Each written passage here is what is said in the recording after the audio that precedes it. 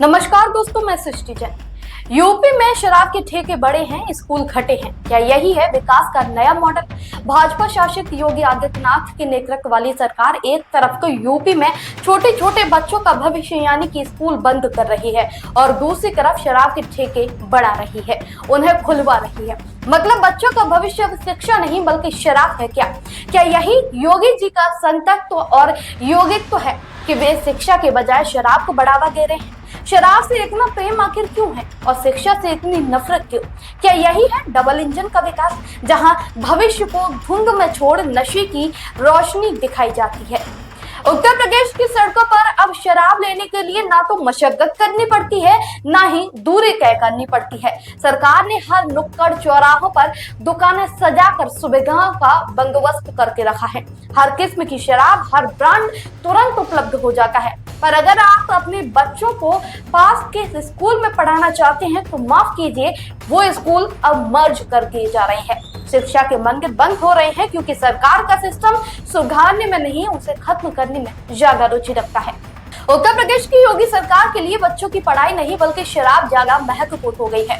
एक तरफ योगी सरकार 5,000 से ज्यादा स्कूल बंद कर रही है तो वहीं दूसरी तरफ सरकार शराब की दुकानों के लिए 27,000 से ज्यादा शराब लाइसेंस बांट रही है। योगी सरकार के इस फैसले से हर तरफ उसकी आलोचना हो रही है। लोग कह रहे हैं कि शराब की दुकानें नहीं बल्कि स्कूल चाहिए।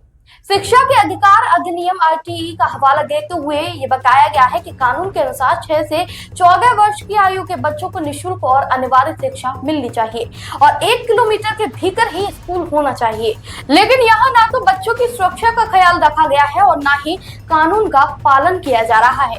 योगी सरकार ने हाल ही में 5,000 से ज्यादा प्राथमिक और उच्च प्राथमिक स्कूलों को बंद या फिर मर्ज करने का फैसला किया है। कारण है कि सरकार का कहना है इन स्कूलों में छात्रों की संख्या कम है। लेकिन सवाल ये है कि क्या स्कूलों की हालत सुधारने की कोशिश भी की गई?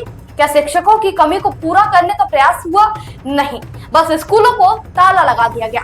दूसरी तरफ उत्तर प्रदेश में शराब के ठेकों की संख्या बढ़कर 27,308 हो गई है। हर गांव चौराहों पर शराब की दुकानें खुल रही हैं। सरकार ने 2025 और 26 के लिए नई आबकारी नीति बनाई जिसके तहत शराब की बिक्री को और आसान कर दिया गया। हर ब्रांड, हर किस्म की शराब अब आपके नजदीकी नुक्कड़ पर उपलब्ध है। लेकिन अगर आप अपने बच्चों को पास के स्कूल में पढ़ाना चाहते हैं तो माफ कीजिए, वो स्कूल अब बंद है या मीलों दूर मर्ज कर दिया गया।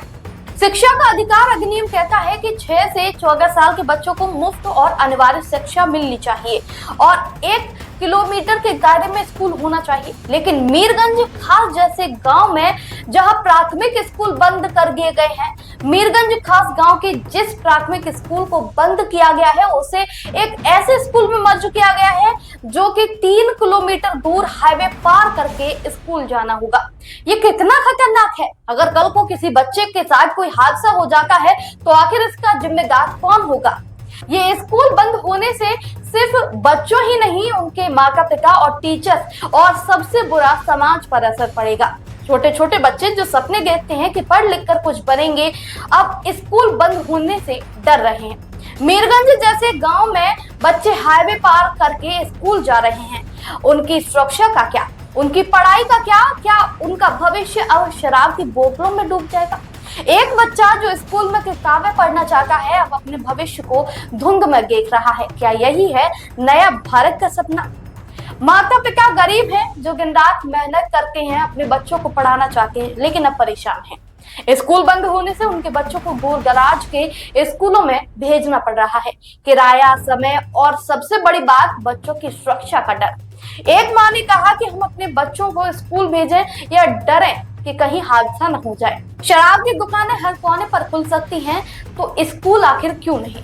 दोस्तों, हजारों शिक्षक ऐसे हैं जिन्होंने अपनी जिंदगी बच्चों को पढ़ाने में लगाई, अब बेरोजगारी की कगार पर हैं। स्कूल बंद होने से उनकी नौकरी खतरे में है। एक शिक्षक ने कहा कि हमने बच्चों को सपने दिखाए लेकिन अब हमारा ही भविष्य अंधेरे में है। शिक्षकों को ना कोई वैकल्पिक रोजगार दिया जा रहा है और ना ही उनके भविष्य की कोई गारंटी। क्या यही है शिक्षा की मंदिर की रक्षा? जब स्कूल बंद होते हैं और शराब के ठेके खुलते हैं तो समाज का ताना बाना भी बिगड़ता है। नशे की लत बढ़ रही है और परिवार टूट रहे हैं और बच्चे शिक्षा से वंचित हो रहे हैं। क्या यही है विकास का मॉडल, जहां नशा रोशनी में है और शिक्षा अंधेरे में? सरकार का शराब से प्रेम का सबसे बड़ा कारण है आर्थिक प्राथमिकता। जी हाँ दोस्तों, सरकार के लिए शराब का कारोबार राजस्व का बड़ा स्रोत है। 2024 से 25 में उत्तर प्रदेश ने शराब की बिक्री से 45,000 करोड़ रुपए से ज्यादा का राजस्व कमाया। लेकिन क्या बच्चों की शिक्षा की कीमत पर यह कमाई जायज है? स्कूलों को बचाने के लिए ना तो कोई शिक्षकों की भर्ती हो रही है और ना ही स्कूलों की हालत सुधारी जा रही है।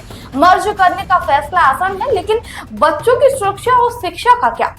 दोस्तों, ये वक्त चुप बैठने का नहीं है, बल्कि अगर आपका बच्चा भविष्य बनाना चाहता है, उसका आप भविष्य बनवाना चाहते हैं, तो आपको आवाज उठानी पड़ेगी। अपने विधायक, सांसद और स्थानीय अधिकारियों से ये पूछना होगा कि स्कूल क्यों बंद हो रहे हैं, बच्चों की सुरक्षा का क्या इंतजाम है।